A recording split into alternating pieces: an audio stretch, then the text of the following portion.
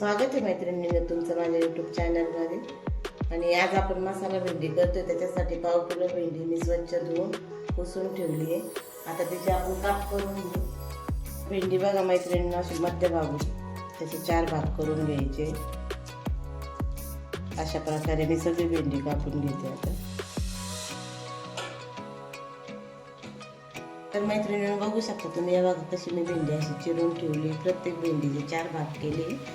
आणि आता मी कढईत जरा थोडंसं हे बघा, तर हे बघा कढईत मी थोडंसं तेल जरा जास्तच घेतलेलं आहे. त्याच्यामध्ये आपण आता भेंडी तळून घेऊ. ही काप केलेली भेंडी टाकते.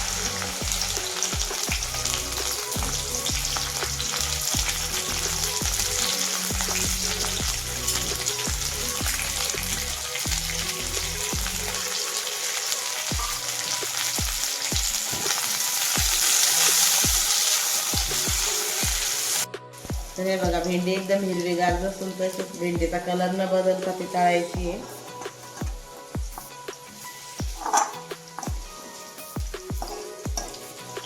तर आपण बघा एकदम हिरवीगार भेंडी अशी तळलेली आहे. भेंडीचा कलर बदलला नाहीये. आता आपण फोडणीची तयारी करू. मैत्रिणींनी फोडणीला मी तेल टाकलेलं आहे. त्याच्यामध्ये पहिला कढीपत्ता टाकते. एक छोटा टोमॅटो कापलेला आहे तो टाकते. एक छोटा साईजचा कांदा कापलेला आहे तो पण टाकते.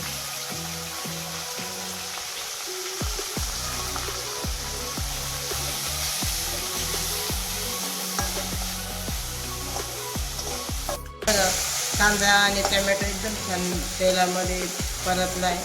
त्याच्यामध्ये आता मी 1 चमचा लाल तिखट टाकते.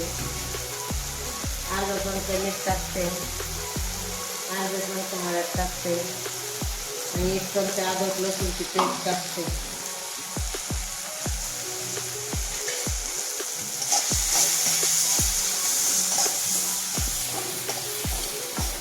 तुम्ही बघू शकता मैत्रिणींनो, कांदा टोमॅटो कढीपत्ता सगळा मसाला एकजीव झाला आहे. आता आपण भेंडी टाकू तळलेली.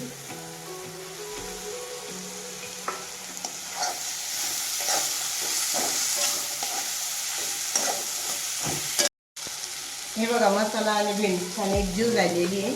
आता आपण शेंगदाण्याचा कूट टाकते. हे बघा शेंगदाण्याचा कूट टाकून घेतलं. आणि त्याच्यात पाणी काही न टाकता आपण फक्त वाफेवर तिला शिजवायची आहे. घट्ट झाकण 5 मिनिटं बंद करून ठेवते.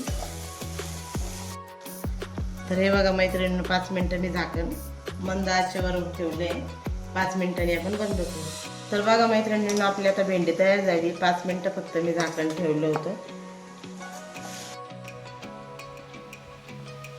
तर मैत्रिणींनो, अशा प्रकारे आपली मसाला भेंडी तयार झाली आहे. तुम्ही पण नक्की करून बघा. तुम्हाला कशी वाटते मला कमेंट करून सांगा. आणि चॅनलला लाईक सबस्क्राईब नक्की करा.